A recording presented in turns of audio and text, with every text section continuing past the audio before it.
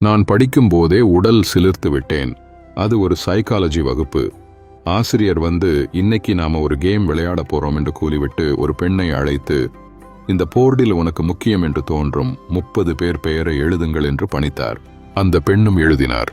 பெயர்களை கவனித்த அவர், இதில் உங்களுக்கு முக்கியமில்லை எனும் 5 பேர் பெயரை அழித்து விடுங்கள் என்றார். அந்த பெண் உடன் பணிபுரியும் 5 பேரின் பெயரை அழித்தார். அடுத்து மீண்டும் 5 பேர் பெயரை அழிக்க சொன்னார். அந்த பெண் பக்கத்து வீட்டினர் 5 பேரின் பெயரை அழித்தார். இப்படியே அழித்து கடைசியில் 4 பெயர்கள் மட்டுமே இருந்தன போர்டில். அது அவரின் பெற்றோர், கணவர் மற்றும் ஒரே மகன். இப்போது மீண்டும் 2 பேர் பெயரை அழிக்க சொன்னார்.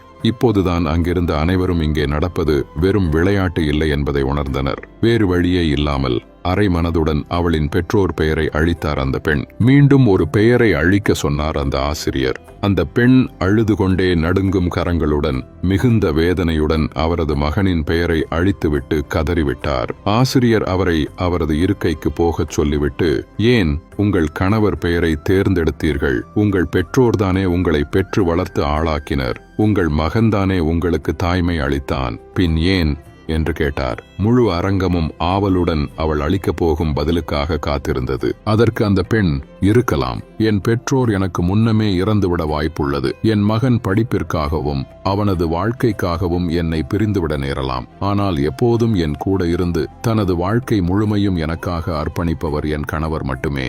அதனால்தான் என்றார். அனைவரும் எழுந்து நின்று கைத்தட்டி அவரை பாராட்டினர்.